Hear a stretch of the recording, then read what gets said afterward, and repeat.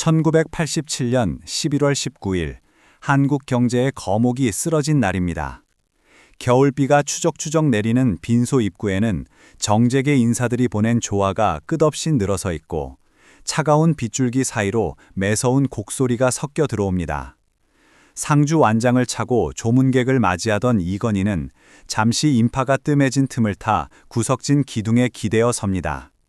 붉게 충혈된 그의 눈가에는 슬픔보다 더 깊은 감당하기 벅찬 중압감이 서려 있습니다. 곁에서 그를 지켜보던 홍라희 여사가 조용히 다가와 손수건을 건네며 남편의 떨리는 어깨를 감쌉니다. 여보, 잠시 앉으세요. 며칠째 한숨도 못 주무셨잖아요. 이러다 당신마저 쓰러지시겠어요. 이건희, 앉을 수가 없어. 아버님이 남기신 이 자리가, 빈소가 내게는 너무나 거대해 보이는구려. 지금은 슬퍼하는 것만으로도 충분해요. 세상의 시선은 나중에 신경 써도 됩니다. 아니요, 밖에서 들려오는 저 카메라 셔터 소리가 들리시오. 저들은 내가 이 무게를 견딜 수 있을지 아니면 무너질지 감시하고 있는 거요.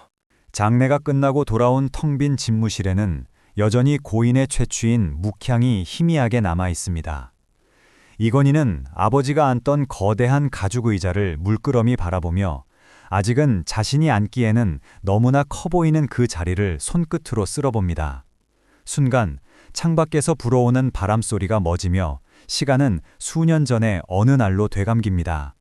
붓글씨를 쓰고 있던 이병철 선대 회장이 먹을 갈던 손을 멈추고 젊은 이건희를 향해 날카롭지만 깊은 눈빛을 보냅니다. 선대 회장은 붓을 내려놓으며 나직하게 훈계합니다. 이병철, 건희야, 경영이란 무엇이라고 생각하느냐? 내 눈을 보고 답해보거라. 이건희, 사람을 적재적소에 쓰고 이윤을 남기는 것이라 생각합니다. 틀렸다. 경영은 듣는 것이다. 경청, 경팅. 네가 하고 싶은 말보다 남의 말을 먼저 들어라. 맹수도 사냥할 때는 숨소리를 죽이는 법이다. 침묵이 곧 힘인 것을 명심해라. 1987년 12월 1일 호암아톨 제2대회장 취임식이 열리는 식장 안은 수많은 임원들과 기자들로 발 디딜 틈이 없습니다. 단상 뒤 대기실에서 이건희는 넥타이를 거칠게 고쳐내며 거울 속에 비친 자신의 모습을 뚫어지게 응시합니다. 삼성의 2대 회장이라는 타이틀이 주는 막중한 책임감이 그의 목을 조여오는 듯합니다. 김 비서실장이 다급하게 들어와 취임사 원고와 물잔을 내밀며 그의 눈치를 살핍니다. 이건희는 물을 마시지 않고 원고를 쥔 손에 힘을 줍니다. 김 비서, 입장하실 시간입니다. 임원들이 모두 기다리고 있습니다. 원고는 여기. 이건희, 김 실장, 밖에 공기가 차갑군. 저들이 나를 새로운 선장으로 인정할 것 같나? 물론입니다. 모두가 회장님의 새로운 비전을 기다리고 있습니다. 어서 나가시지요. 좋아, 가봅시다. 오늘 나의 침묵을 깨는 첫 마디가 삼성의 미래를 결정할 테니. 취임식의 환호가 사그라든 지 며칠이 지나지 않은 깊은 밤입니다. 화려한 취임사와 달리 이건희 회장의 집무실 책상 위에는 냉혹한 현실을 알리는 보고서들이 탑처럼 쌓여 있습니다. 국내 1위라는 타이틀 뒤에 숨겨진 세계 시장에서의 처참한 점유율과 낮은 브랜드 인지도가 적힌 종이들이 어지럽게 흩어져 있습니다. 박 전무가 결제 서류를 들고 조심스럽게 들어오지만 창밖에 야경만 응시하고 있는 회장의 등 뒤에서 멈칫합니다. 이건희는 뒤도 돌아보지 않은 채 낮고 건조한 목소리로 묻습니다. 이건희, 박 전무. 우리 제품이 해외에서 먼지 쌓인 채 창고 구석에 처박혀 있다는 보고가 사실입니까? 박 전무. 송구합니다, 회장님. 아직 브랜드 인지도가 낮아서. 하지만 국내에서는 여전히 독보적인 1위입니다. 국내 1위가 무슨 소용입니까? 우물한 개구리가 되어서는 10년도 못 버팁니다. 당장 이따위 보고서는 치우세요. 시정하겠습니다. 내일 당장 대책회의를 소집하겠습니다. 모두가 잠든 새벽 3시. 한남동 자택의 침실에는 미세한 스탠드 불빛만이 위태롭게 켜져 있습니다. 은둔의 경영자라 불리며 외부 활동을 자제하고 있는 이건희지만 그의 머릿속은 단 1분도 쉴 틈 없이 거대한 기계처럼 돌아가고 있습니다. 침대에 걸터 앉아 심각한 표정으로 메모장에 무언가를 적어내려가는 그의 모습에서 지독한 고독이 느껴집니다. 인기척에 잠이 깬 홍라희 여사가 부스스한 모습으로 일어나 남편의 굽은 등을 바라보며 걱정스러운 목소리를 건넵니다. 여보, 또 안 주무시고 뭐 하세요? 벌써 몇 시인지 아세요? 이건희, 잠이 오질 않는구려. 삼류, 이류, 이 꼬리표를 떼지 못하면 우리 모두 죽는다는 생각뿐이요. 너무 조급해하지 마세요. 당신은 아버님과는 달라요. 당신만의 방식이 있을 거예요. 그래요. 마누라와 자식 빼고는 다 바꿔야 해. 나는 지금 그 시기를 기다리며 칼을 갈고 있는 것이오. 1993년 2월 미국 로스앤젤레스의 한 대형 가전 매장인 베스트바이 안은 쇼핑객들의 활기로 가득 차 있습니다. 매장 중앙에 가장 눈에 띄는 진열대에는 소니와 파나소닉 같은 일본 제품들이 화려한 조명을 받으며 위용을 뽐내고 있고 고객들은 그 앞에서 감탄사를 연발하고 있습니다. 반면 매장 구석진 곳, 사람들의 발길이 잘 닿지 않는 어두운 진열대에는 삼성의 텔레비전이 뽀얀 먼지를 뒤집어 쓴 채 처량하게 놓여 있습니다. 이건희 회장은 말없이 그 먼지 쌓인 텔레비전 앞으로 다가가 손가락으로 두껍게 내려앉은 먼지를 훑어냅니다. 그의 손끝에 묻어난 회색 먼지를 보며 그는 수행 임원에게 싸늘하게 가라앉은 목소리로 묻습니다. 이건희, 김 전무, 이게 지금 뭐 하는 겁니까? 우리 물건은 왜 이런 구석에 처박혀 있는 거요? 회장님, 그게 워낙 일본 제품들의 인지도가 높다 보니 매장 측에서 배치를 이렇게. 핑계대지 마세요. 소비자가 외면하는 물건은 쓰레기나 다름없습니다. 소니는 저렇게 빛나는데 우리는 먼지 구덩이 속에 있다니 자존심도 상하지 않습니까? 매장을 나온 후 한참 동안 이어진 침묵은 달리는 리무진 안을 숨막힐 듯한 긴장감으로 채우고 있습니다. 화려하게 반짝이는 로스앤젤레스의 야경이 차창 밖으로 빠르게 스쳐 지나가지만 이건희 회장의 시선은 허공 어딘가에 고정된 채 미동도 하지 않습니다. 그의 머릿속에는 먼지 쌓인 삼성 텔레비전의 잔상이 지워지지 않는 낙인처럼 남아 괴롭히고 있습니다. 옆자리에 앉아있던 홍라희 관장이 그의 굳어버린 어깨를 조심스럽게 감싸며 걱정스러운 눈빛으로 말을 건넵니다. 여보, 너무 상심하지 마세요. 이제부터 하나씩 바꿔나가면 되지 않겠어요. 이건희, 당신도 봤잖소. 그건 단순히 물건이 안 팔리는 게 아니야. 삼성이라는 이름이, 내 자존심이 거기서 썩어가고 있었단 말이오. 알아요. 하지만 당신 혼자 모든 걸 짊어지려고 하면 병나요. 조금만 마음을 가라앉히세요. 아니, 가라앉힐 수 없어. 뼈를 깎는 고통 없이는 아무것도 변하지 않아. 이대로 가다간 우린 2류, 아니 3류로 전락하고 말 거요. 1993년 6월 초, 일본 도쿄의 오크라 호텔. 이건희 회장은 일본인 디자인 고문인 후쿠다 타미오를 불러 마주 앉아 있습니다. 테이블 위에는 후쿠다 고문이 작성한 일명 후쿠다 보고서가 놓여 있고 그 표지에는 삼성의 문제점들이 적나라하게 담겨 있음을 암시하듯 묵직한 무게감이 느껴집니다. 이건희 회장은 보고서를 넘기던 손을 멈추고 날카로운 눈빛으로 후쿠다 고문을 뚫어지게 응시하며 입을 엽니다. 이건희, 후쿠다 고문, 이 보고서 내용이 전부 사실입니까? 우리 삼성의 임원들이 디자인을 이토록 경시하고 있다는 게 정말이냐는 말입니다. 후쿠다, 회장님, 솔직히 말씀드리면 보고서에 적힌 것은 빙산의 일각입니다. 디자이너가 안을 내면 기술자들이 불가능하다고 묵살하고 경영진은 당장의 원가 절감에만 급급합니다. 도대체 내 지시가 어디까지 먹통이 된 건가? 그래서 이 보고서를 인원들에게도 보여줬습니까? 네, 보여줬습니다만 다들 바쁘다는 핑계로 제대로 읽어보려 하지도 않았습니다. 그게 삼성의 현실입니다. 도쿄의 밤이 깊어가는 시각, 호텔 방 안에는 스탠드 불빛만이 외롭게 켜져 있습니다. 재떨이에는 타다 남은 담배꽁초가 수북하게 쌓여 있고 방 안은 매캐한 담배 연기와 고뇌로 가득 차 있습니다. 이건희 회장은 삼성은 상품 기획 단계부터 디자인을 고려하지 않는다. 경영진은 변화를 두려워한다는 보고서의 구절 하나하나를 씹어삼키듯 읽어내려갑니다.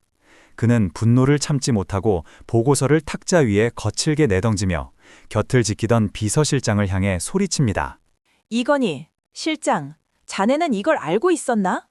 회사가 이 지경이 되도록 다들 내 눈과 귀를 막고 있었던 거야.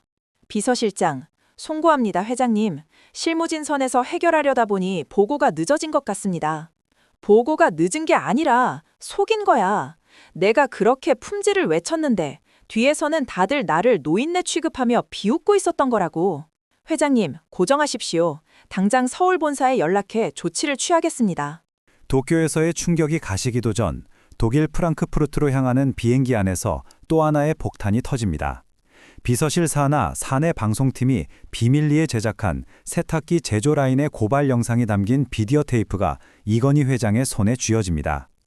비행기의 엔진 소리가 웅웅거리는 가운데 이학수 비서실 차장이 떨리는 손으로 테이프를 건네며 조심스럽게 입을 엽니다. 회장님, 광주 공장 세탁기 조립 라인에서 찍어온 영상입니다. 내용이 다소 충격적일 수 있습니다만 보셔야 할 것 같아서 가져왔습니다. 이건희, 틀어봐. 더 이상 놀랄 일도 없을 것 같으니.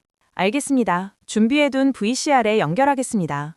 기내의 작은 모니터 화면 위로 거친 질감의 영상이 재생되기 시작합니다.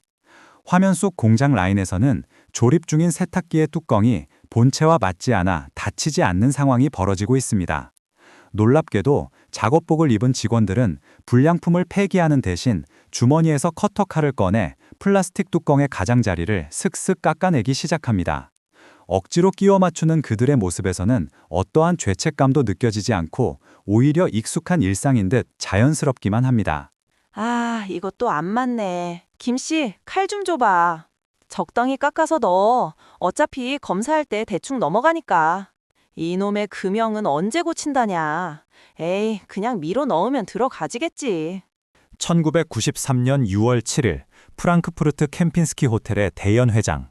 이건희 회장의 긴급 호출을 받고 전 세계에서 날아온 200여 명의 삼성 임원들이 숨을 죽인 채 앉아 있습니다. 방금 전까지 대형 스크린을 통해 상영된 세탁기 깎기 영상이 끝나고 장내에는 무거운 침묵만이 감돕니다. 단상에선 이건희 회장은 분노로 인해 붉게 상기된 얼굴로 마이크를 잡습니다. 그의 목소리는 떨리고 있지만 그 안에는 폭발 직전의 화라산 같은 에너지가 담겨 있습니다. 여러분, 잘 보셨습니까? 이게 바로 오늘날 삼성의 자화상입니다. 3만 명이 만들고 6천 명이 서비스하러 다니는 회사가 회사입니까? 이건 범죄입니다, 범죄.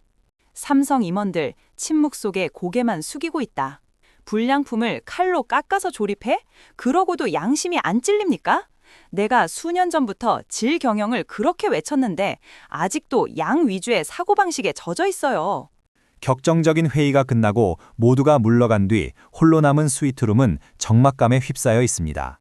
이건희 회장은 창가에 서서 프랑크푸르트의 야경을 바라보지만 유리창에 비친 것은 지치고 고뇌에 찬 자신의 얼굴뿐입니다. 그때 유리창 너머 어둠 속에서 선대 회장인 아버지 이병철의 모습이 아른거립니다.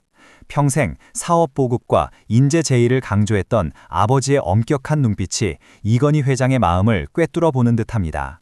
그는 환영을 향해 나지막이 말을 건넵니다. 이건희, 아버지, 보고 계십니까? 삼성이 지금 무너져 내리고 있습니다. 제가 과연 이 거대한 공룡을 바꿀 수 있을까요? 이병철, 환영. 건희야, 두려우냐? 변화는 껍질을 깨는 고통 없이는 오지 않는다. 네가 멈추면 삼성은 죽는다. 네, 알고 있습니다. 다 바꾸겠습니다.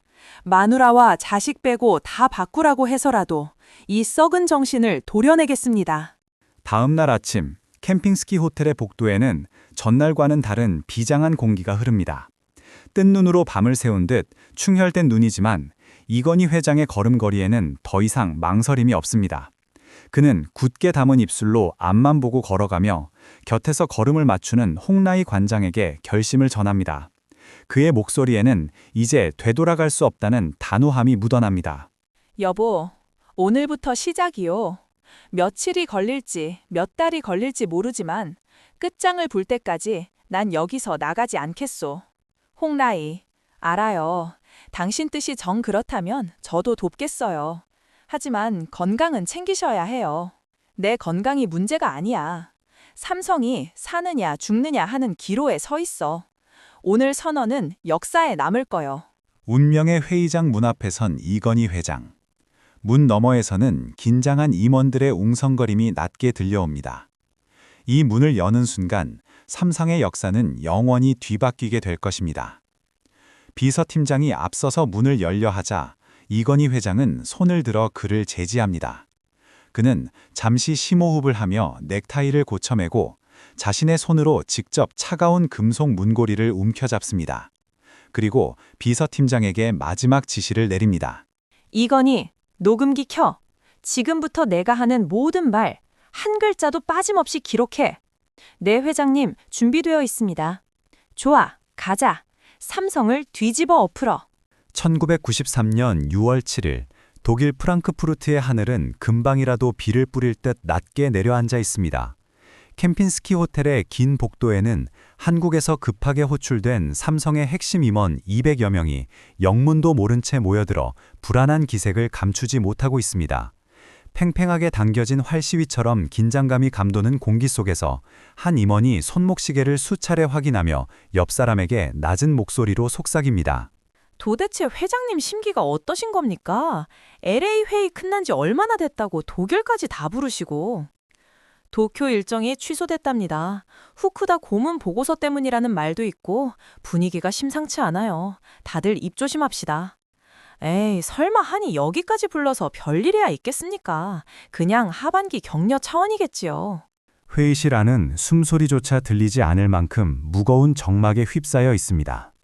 상석에 앉은 이건희 회장은 미동도 하지 않은 채 눈앞에 놓인 산더미 같은 보고서를 노려보고 있습니다. 그의 미간에는 깊은 주름이 패여 있고 꽉 담은 입술은 그가 억누르고 있는 분노의 크기를 짐작해야 합니다. 비서실장이 조심스럽게 물잔을 내려놓으며 회장의 안색을 살핍니다. 회장님, 임원들이 모두 착석했습니다. 시작하시겠습니까? 물러가 있어. 저 비디오 당장 틀어.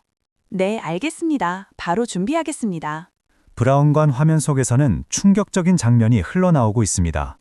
세탁기 뚜껑이 닫히지 않자 생산 직원이 아무런 죄의식 없이 플라스틱을 칼로 깎아내어 억지로 끼워 맞추는 모습이 적나라하게 비칩니다. 이를 지켜보던 임원들은 경악하며 고개를 들지 못하고 회의실은 찬물을 끼얹은 듯 얼어붙습니다. 이건희 회장이 참을 수 없다는 듯 테이블을 내리치며 고함을 지릅니다. 이건희, 저게 지금 당신들이 말하는 인류 기업의 모습인가? 부품이 안 맞으면 금형을 고쳐야지 칼로 깎아서 조립을 해? 저게 소비자한테 가면 불량이 안 나겠나? 임원 씨, 회장님, 저건 일부 라인의 실수입니다. 전체 공정은 변명하지 마. 저 따위가 물건을 만들면서 밥이 목구멍으로 넘어가느냐 말이야. 격정적인 질타가 한 차례 지나간 뒤 이건희 회장은 답답한 듯 넥타이를 느슨하게 풀며 칠판 앞으로 걸어갑니다. 그는 분필이 부러질 정도로 힘을 주어 질과 양 두 글자를 칠판에 새겨 넣습니다. 여전히 생산 물량에 대한 미련을 버리지 못한 생산 담당 임원이 식은땀을 닦아내며 조심스럽게 의견을 제시합니다. 생산 담당 임원, 회장님, 말씀은 지당하십니다만 당장 분량을 줄이려고 라인을 세우면 올해 생산 목표를 맞출 수가 없습니다. 시장 점유율이 떨어질 우려가. 이건희, 아직도 정신을 못 차렸군. 불량품을 만드느니 차라리 공장을 멈추란 말이야. 하지만 경쟁사들이 치고 올라오는 상황에서 물량을 포기하면. 창밖에는 이미 짙은 어둠이 깔렸지만 회의실의 불빛은 꺼질 줄을 모릅니다. 벌써 수시간째 이어진 마라톤 회의에 다들 지쳐가고 있지만 이건희 회장의 눈빛만은 형형하게 빛나고 있습니다. 그는 단순히 명령하는 것이 아니라 절박한 심정으로 임원들 한 사람 한 사람의 눈을 맞추며 뼈를 깎는 고통을 호소합니다. 이건희, 내가 지금 2등, 3등 하자고 이러는 게 아니야. 세계 초인류가 아니면 살아남을 수 없는 시대가 오고 있어. 지금 변하지 않으면 삼성은 망해. 정말 망한단 말이야. 임원디, 회장님, 저희도 노력하고 있습니다. 하지만 관행이라는 게 하루아침에 그 관행이 우리를 죽이고 있다고. 왜 내 말을 못 알아듣나? 5%, 10% 바꾸는 건 개선이지 혁신이 아니야. 회의실의 공기가 폭발 직전의 임계점에 도달했습니다. 이건희 회장은 잠시 눈을 감고 깊은 숨을 들이마십니다. 그의 머릿속에서 수많은 고민과 번뇌가 스쳐 지나갑니다. 이윽고 눈을 뜬 그는 자신의 모든 것을 건 결단을 토해내듯 역사에 남을 한마디를 던집니다. 그 목소리는 크지 않지만 천둥보다 더 깊게 참석자들의 가슴을 때립니다. 이건희, 다 바꿔. 전부 다 바꿔. 임원들, 침묵 속에 서로를 바라봄. 이건희, 마누라와 자식 빼고 다 바꿔라. 임원들, 전장을 방불케 했던 회의실을 잠시 벗어나 호텔 스위트룸의 정막 속에 이건희 회장이 지친 몸을 뉘었습니다. 탈진한 듯 소파에 지대어 천장만 응시하는 남편에게 홍나희 여사가 다가가 찻잔을 건넸습니다. 그녀는 남편의 어깨에 놓인 짐이 얼마나 무거운지 누구보다 잘 알고 있기에 걱정스러운 눈빛으로 그의 손을 가만히 잡아줍니다. 좀 진정하세요. 이러다 당신이 먼저 쓰러지겠어요. 차 한 모금 드세요. 내가 너무 몰아세운 건가? 하지만 라희, 난 보여. 등 뒤에서 낭떠러지가 다가오는데 다들 꽃놀이나 하고 있어. 알아요. 당신 진심. 언젠가는 저 사람들도 알게 될 거예요. 조금만 더 힘내세요. 잠시 눈을 감은 이건희 회장의 의식 속으로 작고한 선대 회장 이병철의 모습이 아른거립니다. 먹형기 가득했던 호암의 서재, 아버지는 늘 제1과 1등을 강조하셨습니다. 하지만 지금 이건희 회장은 아버지의 유산을 뛰어넘어 새로운 정의를 내려야 한다는 강박과 사명감 사이에서 아버지의 환영과 마주합니다. 환영 속에 이병철 회장이 붓을 들어 허공에 글자를 씁니다. 건희야, 경청하고 있느냐? 1등이 무엇이냐? 아버지, 단순히 숫자만 1등인 것은 의미가 없습니다. 그래, 그렇다면 너는 무엇으로 삼성을 지킬 테냐? 새벽 2시를 넘기며 회의는 절정으로 치닫고 있습니다. 처음에 반발심과 의구심은 사라지고 회의실 안에는 비장한 열기만이 가득합니다. 임원들은 이제 넥타이를 풀어던지고 소매를 걷어붙인 채 회장의 말 하나하나를 놓치지 않으려 필사적으로 메모하고 있습니다. 그들의 눈빛에서 변화에 대한 두려움이 의지로 바뀌는 순간이 포착됩니다. 이건희, 질을 위해서라면 양을 0으로 줄여도 좋다. 불량이 나오면 라인을 세우고 원인을 찾을 때까지 돌리지 마라. 내가 책임지겠다. 알겠나? 임원 2. 회장님, 이제야 무슨 말씀인지 뼈저리게 알겠습니다. 당장 본국에 연락해서 생산라인 점검부터 다시 하겠습니다. 이건희, 말로만 하지 마라. 행동으로 보여줘. 나는 내 전 재산을 헐어서라도 이 일을 해낼 거야. 길고 길었던 밤이 지나고 프랑크푸르트의 새벽 하늘에 푸르스름한 여명이 밝아옵니다. 밤새 내리던 비는 그쳤고 차가운 새벽 공기가 뜨겁게 달아올랐던 머리를 식혀줍니다. 발코니에 서서 먼 곳을 응시하는 이건희 회장의 뒷모습에서는 거대한 폭풍을 일으킨 자의 고독과 동시에 새로운 시대를 여는 자의 결기가 느껴집니다. 홍나희 여사가 다가와 그의 어깨에 코트를 덮어주며 밤새 고생한 남편을 위로합니다. 밤을 꼬박 새우셨네요. 이제 좀 쉬세요. 이제 좀 쉬세요. 시작은 하셨으니. 이제 시작이야. 오늘 이 선언이 10년 뒤, 20년 뒤에 삼성을 먹여 살릴 거야. 두고 봐. 네, 믿어요. 당신은 해낼 거예요. 1995년 1월의 차가운 겨울바람이 태평로 삼성 본관의 유리창을 때리고 있습니다. 회장실의 공기는 그 어느 때보다 무겁고 날카롭게 가라앉아 있어 숨소리조차 내기 힘든 긴장감이 감돌고 있습니다. 이건희 회장은 책상 위에 덩그러니 놓인 불량 휴대폰을 집어들고 거칠어진 마감 상태를 손끝으로 확인하며 깊은 한숨을 내쉽니다. 그는 참담한 표정으로 맞은편에 고개를 숙이고 서 있는 김 전무를 향해 낮지만 뼈가 있는 목소리로 질문을 던집니다. 이건희, 김전무, 자네는 이 물건이 정말 돈을 받고 팔 수 있는 상품이라고 생각하나? 고객이 이런 걸 쓰면서 우리 삼성에게 고마워하겠나? 탁 하는 소리와 함께 이건희 회장이 휴대폰을 책상 위에 내려놓자 그 소리가 마치 총성처럼 적막한 사무실을 가릅니다. 김 전무는 이마에 맺힌 식은땀을 닦지도 못한 채 바짝 마른 입술을 달싹이며 변명을 준비하느라 초조한 기색이 역력합니다. 그는 떨리는 목소리로 불량률 수치와 회수 비용에 대한 보고를 힘겹게 이어갑니다. 이건희 회장은 의자 깊숙이 몸을 기대며 그의 말을 끊고 단호하게 명령을 내립니다. 김 전무, 회장님, 현재 불량률이 11.8%에 달하고 있습니다만 이미 시중에 풀린 물량을 전부 회수하려면 500억 원 이상의 손실이 발생합니다. 이건희, 500억이 아니라 5천억이 들어도 상관없네. 고객이 외면하는 물건은 쓰레기일 뿐이야. 구미 공장에 있는 재고와 시중 물량 전부 거둬들여서 운동장에 쌓게. 내 눈앞에서 전부 태워버릴 테니.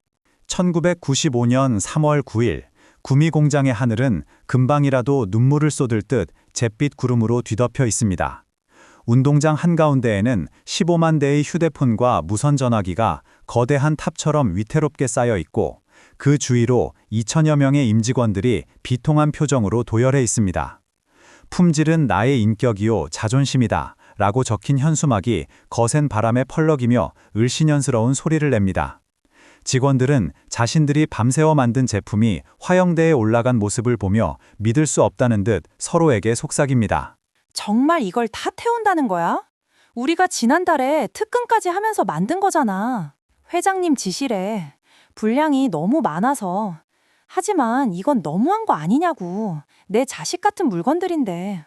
거센 바람이 마이크를 때리는 잡음 속에서 이건희 회장은 단상 위에 올라 굳게 담은 입을 엽니다.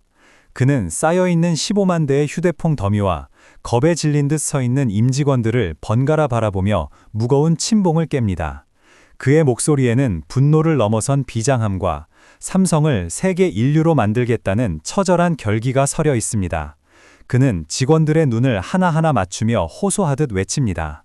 여러분, 나는 오늘 이 자리에서 우리의 수치심을 태우고자 합니다. 불량은 암입니다. 초기에 잘라내지 않으면 우리 모두를 죽일 것입니다. 지금 태우는 것은 기계가 아니라 우리의 안일했던 마음가짐입니다. 지시가 떨어지자 안전요원들이 횃불을 던져 기름이 뿌려진 휴대폰 더미에 점화합니다. 순식간에 시뻘건 불길이 굉음을 내며 하늘로 치솟고 플라스틱과 배터리가 타들어가는 매캐한 검은 연기가 운동장을 뒤덮기 시작합니다. 펑펑 하며 배터리가 폭발하는 소리가 마치 전쟁터의 포화처럼 울려 퍼집니다. 이건희 회장은 그 거대한 화염 앞에서 미동도 하지 않은 채 타오르는 불꽃을 응시하며 주먹을 꽉 쥡니다. 안전요원, 점화, 물러서십시오.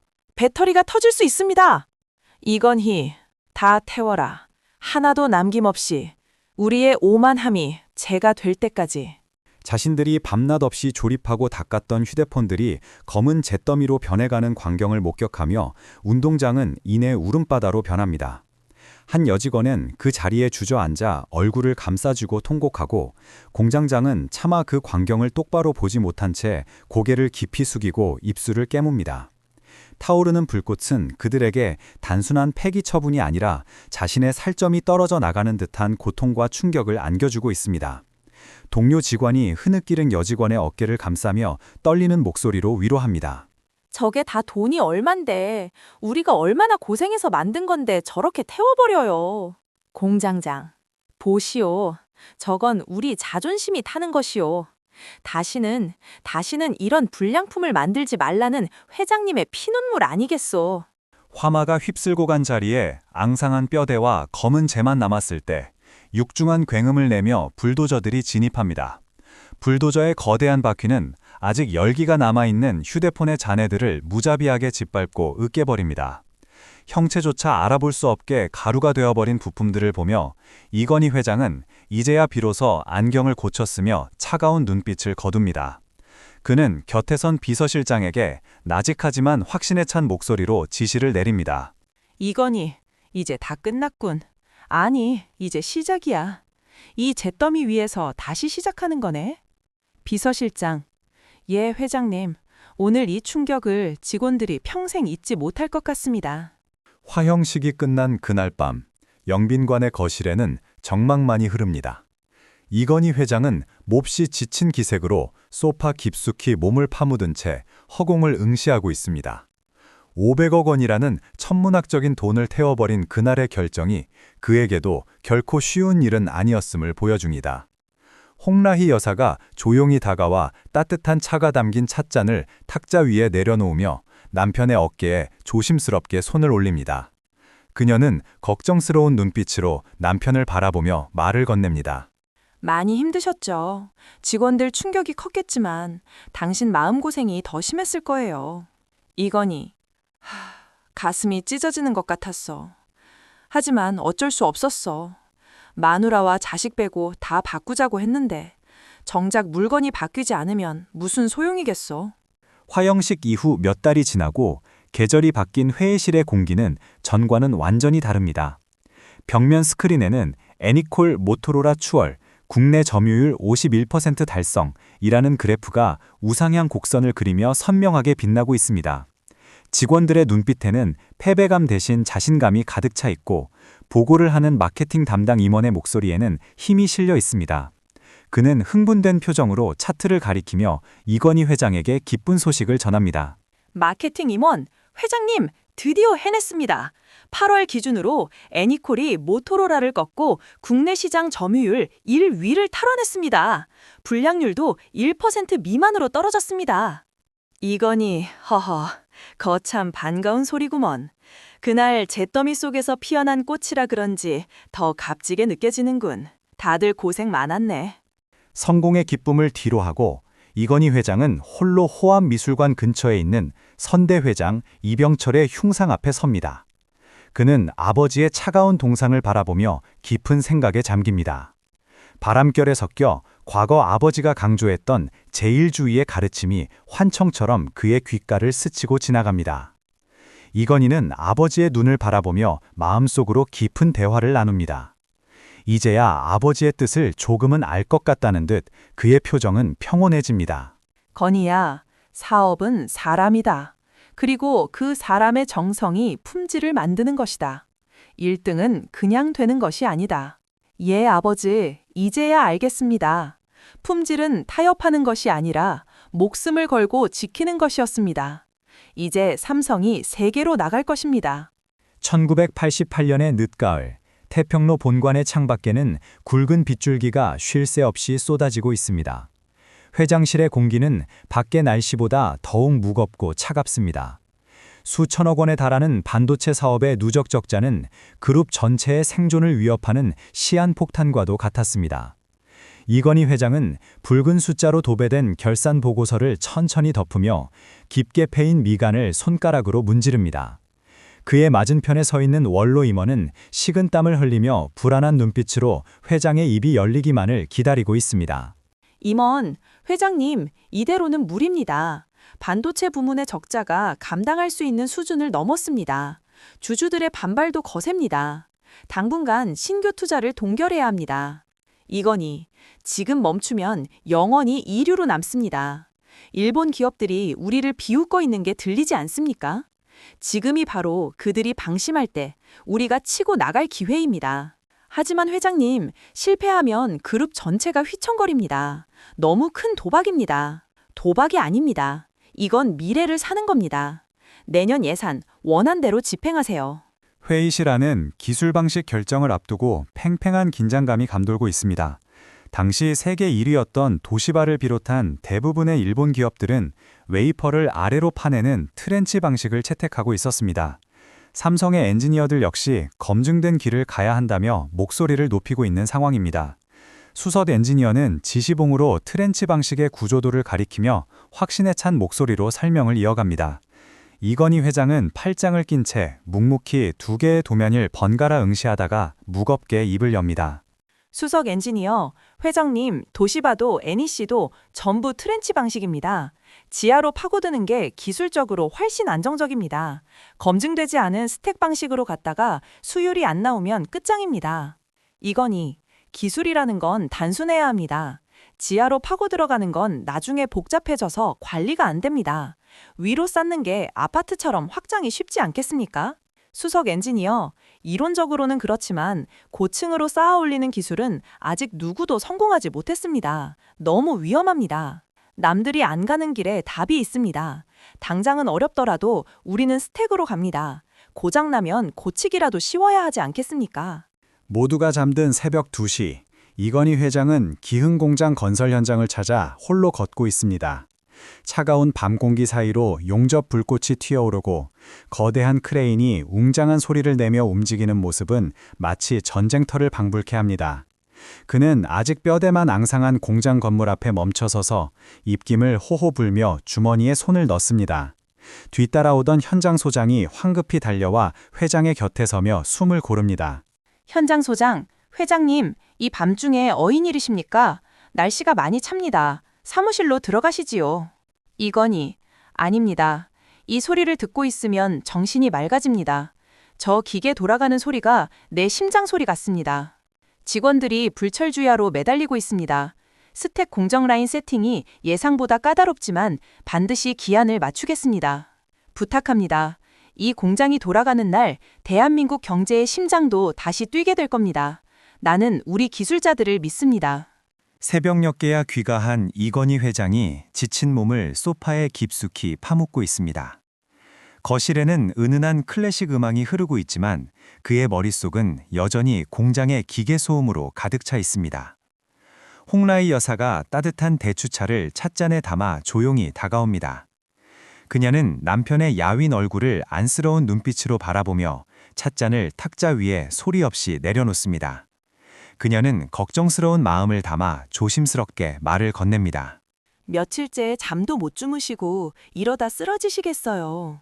당신이 건강해야 회사도 있는 것 아닙니까? 이건희, 잠이 올 리가 있겠소. 지금 우리가 내리는 결정 하나하나에 수만 명의 박줄이 달려있는데 때로는 벼랑 끝에 서 있는 기분이요. 아버님께서도 늘 고독해 하셨죠. 하지만 당신은 혼자가 아니에요. 너무 조급해하지 마세요. 당신의 직관은 틀린 적이 없었잖아요. 고맙소. 하지만 이 승부는 단순히 돈을 버느냐 마느냐의 문제가 아니오. 우리가 세계 1등을 할 수 있다는 걸 보여줘야만 하오. 이건희 회장이 잠시 눈을 붙인 사이 꿈속의 풍경이 펼쳐집니다. 안개 낀 도쿄의 거리, 그리고 그 너머로 작고한 선대 회장 이병철의 뒷모습이 보입니다. 1983년 도쿄 선언을 통해 반도체 진출을 천명하던 그날의 결연했던 아버지의 목소리가 환청처럼 귓가를 맴돕니다. 이병철 회장은 천천히 뒤를 돌아보며 지금보다 훨씬 젊은 시절의 이건희를 향해 엄한 표정으로 훈계를 합니다. 그 목소리는 마치 천둥처럼 울립니다. 이병철, 건희야, 사업은 타이밍이다. 남들이 머뭇거릴 때 한 발 앞서 내딛는 자만이 세상을 가질 수 있다. 두려우나? 두렵습니다, 회장님. 일본은 너무나 거대하고 기술 격차는 까마득해 보입니다. 기술은 돈으로 살 수 있어도 사람의 집념은 돈으로 살 수 없는 법이다. 인류가 되겠다는 독한 마음을 품어라. 그게 반도체의 본질이다. 명심하겠습니다. 반드시 아버님을 넘어서는 1등 기업을 만들겠습니다. 시간이 흘러 다시 기흥 공장의 통제실입니다. 이제는 모든 라인이 스택 공정으로 세팅되어 긴박하게 돌아가고 있습니다. 거대한 유리창 너머로 방진복을 입은 연구원들이 바쁘게 움직이는 모습이 보입니다. 이건희 회장은 모니터 화면에 뜨는 수율 데이터를 뚫어지게 응시하고 있습니다. 마침내 테스트 결과가 화면에 파스라는 녹색 글자로 뜨는 순간 옆에 서 있던 연구원이 떨리는 목소리로 침묵을 깹니다. 연구원님, 성공입니다. 스택 구조가 완벽하게 작동합니다. 수율이 예상치를 훨씬 상회하고 있습니다. 이건희, 아직 좋아하기엔 이릅니다. 이제 시작일 뿐이에요. 일본 쪽 반응은 어떻습니까? 도시바 측 엔지니어들이 충격을 받았다고 합니다. 트렌치 방식에서 발생하던 누설 전류 문제가 우리 스택 방식에서는 전혀 나타나지 않고 있습니다. 보십시오.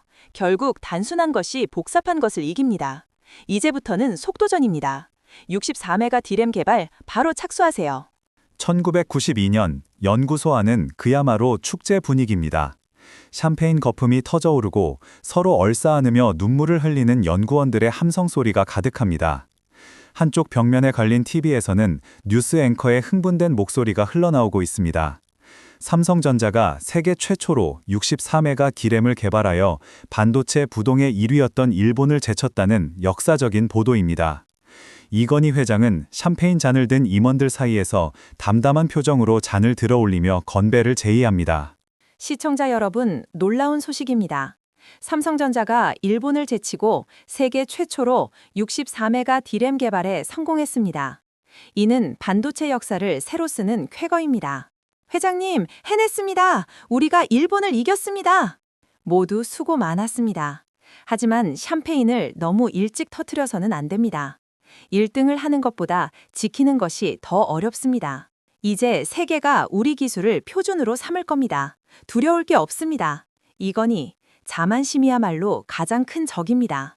오늘 밤만 즐기십시오. 내일부터는 다시 위기입니다. 세계 2위 달성의 기쁨도 잠시, 이건희 회장은 다시금 임원들을 소집하여 엄중한 경고를 보내고 있습니다. 회의실 전면 스크린에는 거대한 붉은 용으로 묘사된 중국과 기술대국 일본 사이에 끼어 있는 작은 한국의 지도가 띄워져 있습니다. 그는 샌드위치 위기론을 설파하며 분위기를 다잡습니다.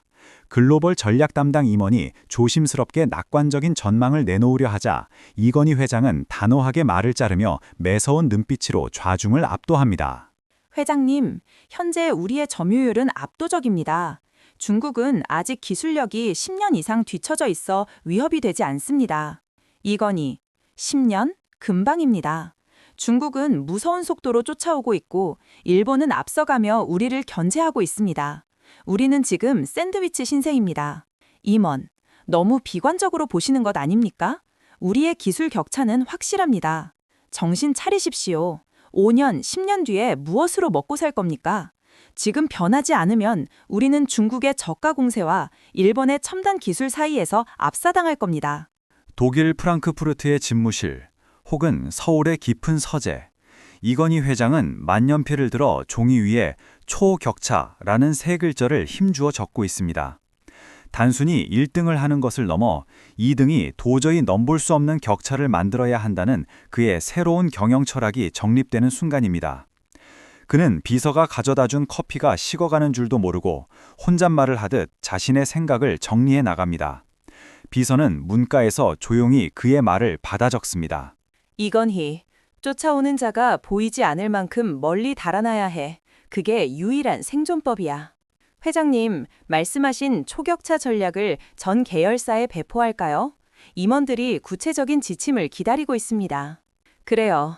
단순히 기술만 앞서는 게 아닙니다. 생각의 속도, 결정의 속도, 모든 면에서 격차를 벌려야 합니다.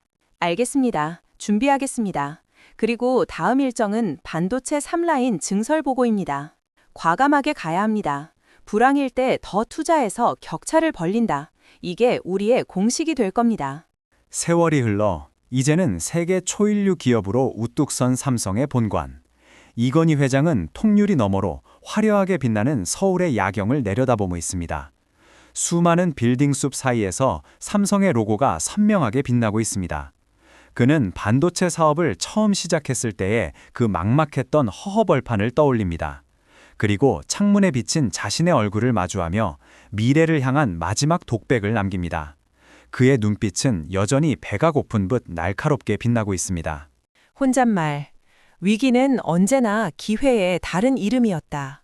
샌드위치 신세라고 한탄할 시간에 우리는 빵을 뚫고 나오는 송곳이 되어야 했다. 아직 멀었다. 자만하는 순간 제국은 무너진다. 나는 또다시 새로운 위기를 찾아 나설 것이다. 영원한 1등은 없으니까. 2010년 3월 경영 일선에서 물러나 있던 이건희 회장이 23개월 만에 집무실로 돌아왔습니다. 세상은 삼성전자가 사상 최대의 실적을 올렸다며 찬사를 보내고 있었지만 집무실 문을 열고 들어서는 그의 표정에는 승자의 여유 대신 벼랑 끝에 선 자의 비장함만이 감돌고 있습니다. 그는 창밖의 화려한 스카이라인을 응시하다가 천천히 뒤를 돌아보며 굳게 담은 입술을 엽니다. 이건희, 지금이 진짜 위기야. 글로벌 인류 기업들이 무너지고 있어. 도요타도 비틀거리고 있지 않은가. 김 실장, 예 회장님, 하지만 저희는 지난 분기 사상 최대 이익을 달성했습니다. 내부 분위기는 나쁘지 않습니다. 그게 문제라는 걸 왜 모르는가? 10년 안에 삼성을 대표하는 모든 제품이 사라질 수도 있어. 다시 시작해야 해. 머뭇거릴 시간이 없다. 회의 테이블 중앙에는 검은색 아이폰 한 대가 덩그러니 놓여 있습니다. 참석한 임원들은 이 작은 기기가 만들어내는 부드러운 화면 전환과 직관적인 인터넷 접속 방식에 마른 침을 삼킵니다. 옴니아의 감압식 터치와는 차원이 다른 정전식 터치의 반응 속도는 그들에게 충격 그 자체입니다. 이건희 회장은 임원들의 흔들리는 눈빛을 읽어내며 테이블 위에 놓인 아이폰을 손가락으로 가리킵니다. 이건희, 솔직하게 말해보게. 우리 기술진이 보기에 이 물건이 어떤가? 단순히 예쁜 전화기인가? 아니면 다른 무엇인가? 회장님, 인정하기 어렵지만 이것은 전화기가 아닙니다. 손안의 PC라고 봐야 할 것 같습니다. 소프트웨어의 최적화가 놀라운 수준입니다. 그런데 우리는 아직도 하드웨어 스펙만 자랑하고 있지. 소비자가 원하는 건 숫자가 아니야. 저 부드러운 경험이지. 우리가 옴니아로 자만하고 있을 때 애플은 판을 뒤집었어. 연구소의 대형 스크린에는 옴니아 사용자들의 분노 섞인 게시물들이 적나라하게 띄어져 있습니다. 2010년 최악의 폰이라는 오명한 인류를 자부하던 엔지니어들의 자존심을 갈기갈기 찢어놓기에 충분했습니다. 팽팽한 긴장감 속에서 이건희 회장은 쌓여있는 보고서를 거칠게 밀어내며 침통해하는 엔지니어들을 향해 불호령 대신 차가운 질문을 던집니다. 이건희, 우리가 만든 것이 쓰레기 취급을 받고 있어. 자네들은 이 비난이 억울한가? 박수석, 죄송합니다, 회장님. 윈도우 모바일 OS의 한계도 있었지만 최적화를 다 하지 못한 저희의 불찰입니다. 변명은 필요 없어. 옴니아의 실패를 철저히 인정해야 해. 그래야 다음이 있어. 지금 당장 모든 걸 제로 베이스에서 다시 설계하게. 패스트 팔로워가 아니라 시장을 리드할 수 있는 물건을 가져와. 모두가 잠든 깊은 밤, 승지원의 정원에는 오직 풀벌레 소리만이 들려옵니다. 갤럭시 S의 출시를 앞두고 극도의 스트레스에 시달리던 이건희 회장은 잠을 이루지 못하고 정원으로 나왔습니다. 그 곁을 지키던 부인 홍라이 여사는 남편의 어깨에 내려앉은 무거운 짐을 덜어주려는 듯 따뜻한 차가 담긴 찻잔을 건네며 조심스럽게 말을 건넸습니다. 차가 식기 전에 좀 드세요. 며칠째 주무시는 둥 마는 둥 하셔서 걱정이에요. 이번 프로젝트가 그렇게 힘든가요? 이번에 실패하면 삼성전자의 미래는 없어. 애플이라는 거대한 파도 앞에서 우리가 살아남을 수 있을지 매일매일이 살얼음판이야. 당신은 늘 위기 때마다 길을 찾았잖아요. 기술도 중요하지만 당신이 늘 강조하던 업의 본질을 생각하세요. 사람들은 결국 편안함과 아름다움을 원하니까요. 갤럭시 S의 런칭을 앞둔 리허설 현장은 전쟁터와 다름없는 긴박함이 감돌고 있습니다. 슈퍼 아몰레드 디스플레이의 강렬한 색감이 무대 화면을 가득 채우고 안드로이드 운영체제의 로고가 번쩍입니다. 이건희 회장은 무대 아래 팔짱을 낀 채 서서 발표자가 들고 있는 시제품을 날카로운 눈매로 응시하다가 마이크를 잡고 지시를 내립니다.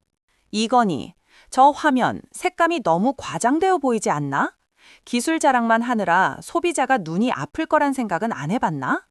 최상무, 그 부분은 선명함을 강조하기 위해 세팅값을 최대로 높여둔 상태입니다. 조절하도록 하겠습니다.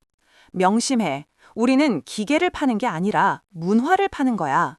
갤럭시가 아이폰의 아류작이 아니라 안드로이드 진영의 유일한 대안이라는 점을 확실히 보여줘야 해. 자신감을 가지고 해보게.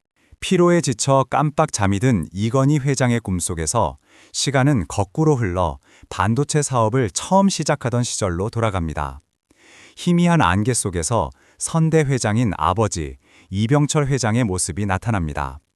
그는 갓 생산된 반도체 웨이퍼를 손에 들고 만족스러운 미소를 짓고 있습니다. 이건희 회장은 꿈속에서도 아버지의 그늘과 가르침을 떠올리며 허공에 대고 간절한 목소리로 대화를 시도합니다. 이건희, 아버지, 세상이 너무 빠르게 변하고 있습니다. 제가 지금 가고 있는 이 길이 맞는 겁니까? 이병철, 목소리만 울림. 건희야, 사업은 멈추면 죽는 것이다. 1등이 아니면 살아남을 수 없다는 걸 잊었느냐? 잊지 않았습니다. 마누라와 자식 빼고 다 바꾸라고 했던 그 다짐으로 이번에도 기필코 해내겠습니다. 지켜봐 주십시오. 2011년 7월 남아프리카 공화국 더반에는 차가운 겨울바람이 불고 있습니다. 평창 동계올림픽 유치를 위해 이곳을 찾은 이건희 회장의 다리는 무리한 일정 탓에 퉁퉁 부어올랐습니다. 한 걸음을 뗄 때마다 통증이 밀려오지만 그는 멈추지 않습니다. 복도를 걸어가던 그는 잠시 벽을 짚고 거친 숨을 몰아쉬며 자신을 부축하는 아내의 손을 꽉 잡습니다. 여보, 조금만 쉬었다 가세요. 발목이 너무 많이 부었어요. 이러다 정말 쓰러지시겠어요. 이건희, 아니야. 지금 멈출 수 없어. IOC 위원 한 명이라도 더 만나야 해. 내 눈을 보고 진심을 전하면 마음을 돌릴 수 있어. 수행비서, 회장님, 다음 미팅은 로비 라운지입니다. 휠체어를 준비할까요? 필요 없다. 내 발로 걸어서 들어갈 거야. 대한민국이 얼마나 간절한지 보여줘야 해. 화려한 샹들리에 아래 수많은 IOC 위원들이 삼삼오오 모여 대화를 나누고 있습니다. 이건희 회장은 불편한 몸을 이끌고 한 명 한 명에게 다가가 악수를 청합니다. 유창하지 않은 영어와 불어지만 그의 눈빛에는 통역이 필요 없는 절박함과 진정성이 담겨 있습니다. 그는 회의적인 표정에 유럽 출신 위원 앞을 가로막고 서서 가슴에 손을 얹으며 호소합니다. 이건희, 서툰 영어로 Please listen to meter. 평창 is ready. It's not just for Korea. It's for new horizons in Asia. IOC 위원, Mr. Lee, 당신의 열정은 정말 놀랍군요. 건강도 좋지 않아 보이는데 이렇게까지 하는 이유가 뭡니까? 이것은 내 개인의 일이 아닙니다. 우리 국민들의 10년 묵은 꿈입니다. 저는 그 꿈을 배달하러 온 심부름꾼일 뿐입니다. 운명의 시간이 다가왔습니다. 자크록의 IOC 위원장이 단상에 올라 하얀 봉투를 집어듭니다. 장내에는 숨막히는 정적만이 감돌고 이건희 회장은 두 눈을 꼭 감은 채 두 손을 모으고 기도를 올립니다. 마침내 봉투가 뜯어지는 소리가 마이크를 통해 들리고 로게 위원장의 목소리가 전 세계에 울려 퍼집니다. 자크 로게, The International Olympic Committee has the honor of announcing that the host city of the 23rd Olympic Winter Games in 2018 is 평창. 여보, 해냈어요. 평창이에요. 고맙다. 정말 고맙다. 하늘이 우리를 도왔어. 이제 됐다. 금이 환영한 이건희 회장을 맞이하기 위해 인천공항은 인산인해를 이루고 있습니다. 쏟아지는 플래시 세례 속에서 그는 잠시 주머니에서 최신형 갤럭시 스마트폰을 꺼내 시간을 확인합니다. 그 작은 기기 안에는 그가 주도한 창조적 파괴의 결과물이, 그리고 공항 벽면에는 평창 유치 성공이라는 또 다른 승리의 기록이 걸려 있습니다. 그는 마중 나온 임원들을 향해 옅은 미소를 지으며 다시 새로운 미래를 향한 발걸음을 옮깁니다. 회장님, 평창 유치 소감 한 말씀 부탁드립니다. 국민들에게 한마디 해주시죠. 이건희, 대한민국 국민 여러분의 승리입니다. 저는 그저 조그만 힘을 보탰을 뿐입니다. 김 실장, 회장님 차가 대기하고 있습니다. 바로 대구로 모실까요? 아니, 서초동으로 가지. 밀린 보고가 많아. 오늘 승리에 취해 있을 시간은 끝났어. 내일은 또 다른 전쟁이야. 2014년 5월 11일, 봄 기운이 완연한 밤이었으나 한남동 자택의 공기는 날카로운 유리 조각처럼 차갑게 얼어붙고 있습니다. 평소와 다름없는 저녁이었지만 거인의 심장은 예고 없이 비명을 지르기 시작합니다. 가슴을 옥죄어오는 극심한 통증에 이건희 회장은 거칠게 숨을 몰아쉬며 떨리는 손으로 침대 시트를 움켜줍니다. 물 한 모금조차 삼키기 버거운 고통 속에서 그는 불안한 눈빛으로 방으로 들어서는 아내를 바라봅니다. 이건희, 속이 체한 것 같아. 가슴이 너무 답답해. 회장님, 안색이 너무 창백해요. 제가 등을 좀 두드려 드릴까요? 아니, 이건 단순한 체증이 아니야. 느낌이 좋지 않아. 어서 비서실에 연락해 주시오. 알겠어요. 지금 당장 차를 대기시키라고 할게요. 정신 차리세요, 여보. 그날 밤 이후 세상은 빠르게 변해갔지만 병실 안의 시간은 영원히 멈춘 듯 고요하기만 합니다. 기계적인 생명유지 장치의 규칙적인 전자음만이 거인의 숨결을 대신하고 있는 이곳에서 창밖의 풍경은 눈보라치는 겨울에서 다시 꽃피는 봄으로 수차례 바뀌었습니다. 홍라희 관장은 앙상하게 마른 남편의 손을 두 손으로 감싸주며 대답 없는 그를 향해 세상 밖의 소식을 나직하게 전합니다. 여보, 들리세요? 오늘 평택 반도체 공장 기공식이 있었어요. 당신이 그토록 강조하던 초격차 기술이 이제 현실이 되고 있어요. 이건희, 재용이도 부진이도 다들 잘 해내고 있어요. 당신이 닦아놓은 길이니 아이들이 헤매지 않을 거예요. 그러니 이제 그만 무거운 짐 내려놓고 편안해지셔도 되는데 아직 하실 말씀이 남으셨나요? 이건희. 의식의 저편, 병상에 누운 거인의 꿈속은 가장 치열했던 1995년의 베이징으로 돌아갑니다.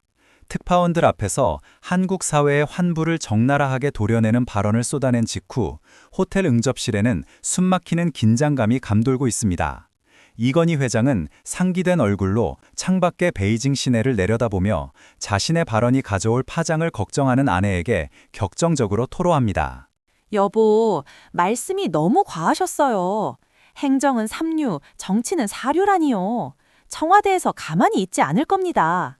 이건희, 내가 모를 것 같소? 하지만 누군가는 말해야 해. 기업은 죽기 살기로 이료까지 올라왔는데 정치가 발목을 잡고 행정이 뒷다리를 잡으면 우리는 영원히 인류가 될 수 없어. 그러다 회사가 다칠 수도 있어요. 당신의 진심이 왜곡될까봐 두려워요. 다쳐도 할 수 없소. 지금 변하지 않으면 삼성도 대한민국도 미래는 없어.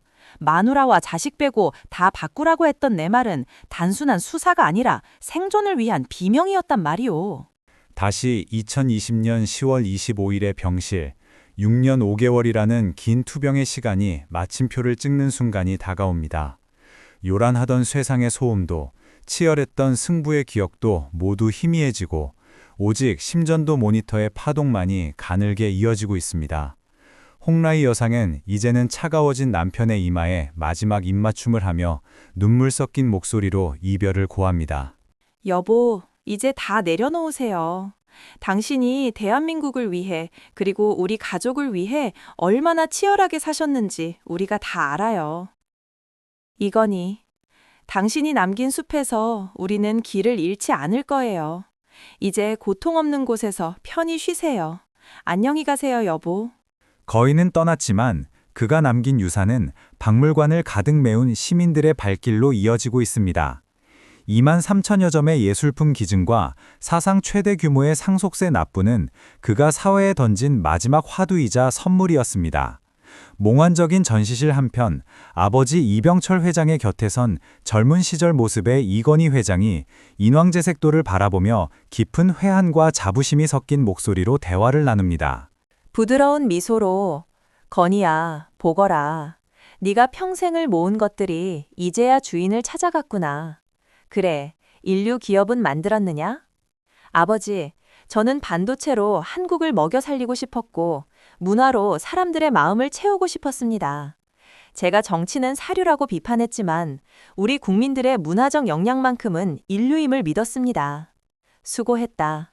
너의 고독했던 싸움이 헛되지 않았음을 저 수많은 사람들의 눈빛이 증명하고 있구나. 이제 함께 가자꾸나. 예, 아버지. 이제야 어깨가 가볍습니다.